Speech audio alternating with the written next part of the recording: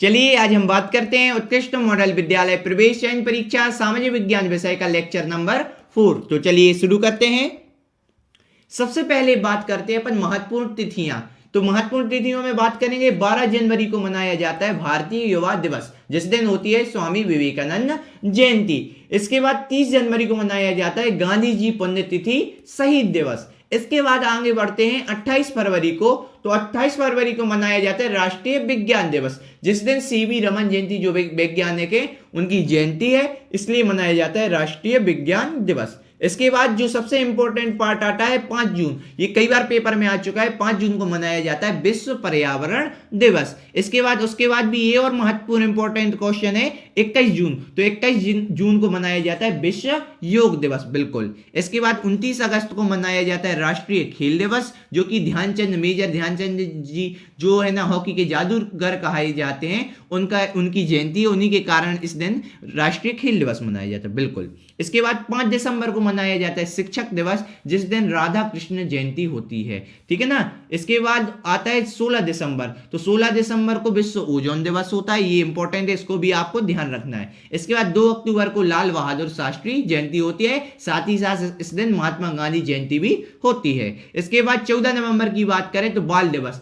बाल दिवस के दिन क्यों मनाया जाता है? जवाहरलाल नेहरू जयंती के कारण, ठीक है ना। और 1 दिसंबर को होता है एड्स दिवस, तो इसको भी आपको विशेषकर ध्यान रखना है, बिल्कुल, ठीक है ना। अब बात करते हैं आगे। तो भारत की जो प्रथम महिला आईपीएस है वो है किरण बेदी, इसको भी ध्यान रखना है आपको। भारत के प्रथम अंतरिक्ष यात्री कौन है? राकेश शर्मा है, बिल्कुल। और भारत की प्रथम महिला राष्ट्रपति है प्रतिभा पाटिल, बिल्कुल। इसके बाद भारत का लिखेंगे यहाँ। भारत का प्रथम भारतीय उपग्रह कौन सा है? आर्यभट्ट, ये भी ध्यान रखना, पेपर में आ चुका है, ठीक है ना। भारत में प्रथम आणविक परीक्षण 18 मई 1974 को कहां हुआ था? पोखरण में कराया गया था, बिल्कुल। इसके बाद बात करें रविंद्रनाथ टैगोर जी हैं, उनकी रचना कौन सी है? गीतांजलि है, बिल्कुल। इसके बाद मध्य प्रदेश का राजकीय नृत्य कौन सा है? मटकी है। कौन सा है? मटकी। इसके बाद सूर्य मंदिर जो है वो कहां स्थित है? कोणार्क में स्थित है, ठीक है। फिर लाल किला, इंडिया गेट, कुतुब मीनार, ये तीनों चीज कहां पर है? दिल्ली में स्थित है, ठीक है ना। हाँ, इसके बाद बात करते हैं शांति के लिए मदर टेरेसा को क्या मिला था? नोबेल प्राइज मिला था, नोबेल पुरस्कार मिला था। किसके लिए? शांति के लिए मदर टेरेसा को, बिल्कुल। और महात्मा गांधी को राष्ट्रपिता जी कहते हैं, ठीक है ना। और मिसाइल मैन के नाम से कौन जाने जाते हैं? अब्दुल कलाम जाने जाते हैं, बिल्कुल। इसके बाद लौह पुरुष के नाम से कौन जाना जाता है? सरदार वल्लभ भाई पटेल। ये किस नाम से जाने जाते हैं? लौह पुरुष के नाम से जाने जाते हैं। फिर स्वर कोकिला के नाम से कौन जाना जाता है? लता मंगेशकर जी जानी जाती हैं, उनकी सुरीली आवाज के कारण, ठीक है ना। ध्यानचंद्र को हॉकी का जादूगर कहते हैं। ध्यानचंद्र को क्या कहते हैं? हॉकी का जादूगर कहते हैं, क्योंकि बहुत महान प्लेयर थे हॉकी के, इसलिए, ठीक है ना। इसके बाद भारत नाट्यम जो नृत्य है वो तमिलनाडु का प्रमुख नृत्य है। कथक भारत का प्रमुख नृत्य है। कथकली केरल का प्रमुख नृत्य है। कुचिपुड़ी आंध्र प्रदेश का प्रमुख नृत्य है। और ओडिसी, कौन सा? ओडिसी उड़ीसा का प्रमुख नृत्य है। ये नृत्य का पोर्शन था, बिल्कुल। इसके बाद बात करते हैं मध्य प्रदेश की कुछ सामान्य जानकारी पढ़ेंगे। तो मध्य प्रदेश दिवस 1 नवंबर को मनाया जाता है, बिल्कुल।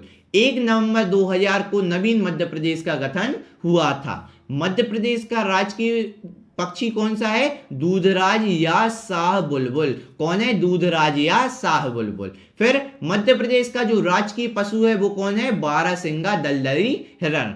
इसके बाद ये आप है ना बिल्कुल भी इस पॉइंट को बिल्कुल ध्यान नहीं रखना, आप केवल ये बस याद रखो कि जो हम पढ़ा रहे हैं ये पॉइंट थोड़े से गलत हो गए हैं, तो आपको ध्यान रखना है। सिर्फ आपको पॉइंट पे नहीं ध्यान देना, नंबर पे आप तो सिर्फ और सिर्फ ये क्वेश्चन पढ़ना है, ठीक है ना।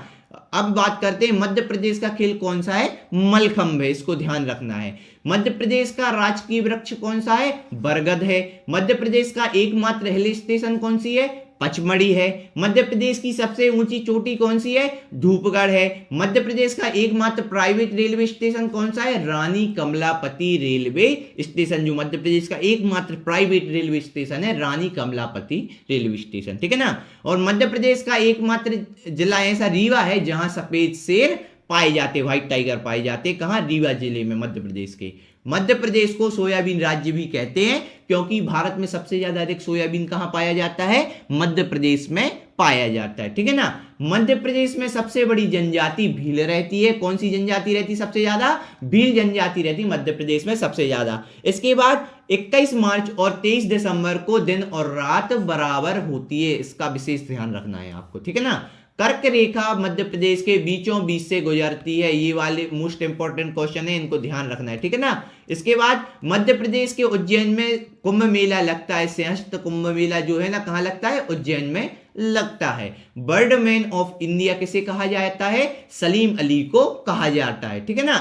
हाँ, नर्मदा नदी को मध्य प्रदेश की जीवन रेखा या लोक माता भी कहते हैं। नर्मदा नदी और ताप्ती नदी ऐसी नदी हैं जो पूर्व से पश्चिम की ओर विपरीत दिशा में बहती हैं। इसके बाद मध्य प्रदेश का सबसे ऊंचा जलप्रपात कौन सा है? चचाई है। इसके बाद धुआंधार भेड़ाघाट जो है वो कहां पर स्थित है? जबलपुर में स्थित है। ये भी पेपर में आता है कई बार, तो ध्यान रखना है। भारत में सबसे अधिक कौन सी मिट्टी पाई जाती है? जलोढ़ मिट्टी पाई जाती है, ठीक है ना। और काली मिट्टी में जल धारण की क्षमता क्या होती है? सबसे अधिक होती है, बिल्कुल, ठीक है।